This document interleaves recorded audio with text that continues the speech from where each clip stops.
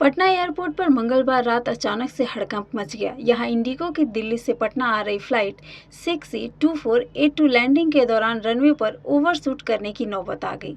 इसी आशंका के चलते पायलट ने विमान को दोबारा उड़ाने का फैसला लिया। फ्लाइट में 173 यात्री सवार थे, जिनकी कुछ पल के लिए सांसें थम सी गई थीं।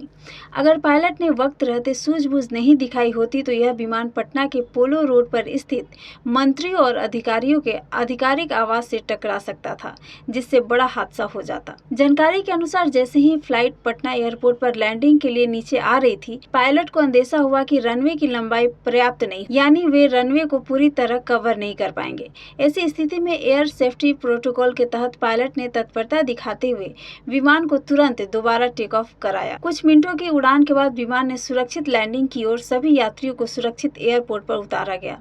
यात्रियों में कई ने बताया कि लैंडिंग के समय झटका महसूस हुआ और विमान फिर अचानक ऊपर उड़ गया, जिससे घबराहट फैल गई। पटना एयरपोर्ट अथॉरिटी की ओर से इस घटना की पुष्टि की गई है और बताया गया है कि कोई तकनीकी खराबी नहीं थी, बल्कि यह एक मानक एहतियात थी जिसे पायलट ने सही समय पर अपनाया।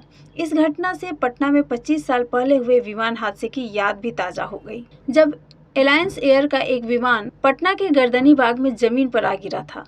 तब इस हादसे में 66 से अधिक लोगों की जान चली गई थी। गौरतलब है कि पटना एयरपोर्ट का रनवे अपेक्षाकृत छोटा है और खराब मौसम या अन्य कारणों से ऐसे फैसले लेना पायलट की जिम्मेदारी होती है। पायलट की सतर्कता और त्वरित निर्णय ने एक संभावित दुर्घटना को टाल दिया। यही वजह है कि इस घटना में कोई हताहत नहीं हुआ और सभी यात्री सुरक्षित हैं। जानकारी के अनुसार जैसे ही फ्लाइट पटना एयरपोर्ट पर लैंडिंग के लिए नीचे आ रही थी, पायलट को अंदेशा हुआ कि रनवे की लंबाई पर्याप्त नहीं, यानी वे रनवे को पूरी तरह कवर नहीं कर पाएंगे। ऐसी स्थिति में एयर सेफ्टी प्रोटोकॉल के तहत पायलट ने तत्परता दिखाते हुए विमान को तुरंत दोबारा टेक ऑफ कराया।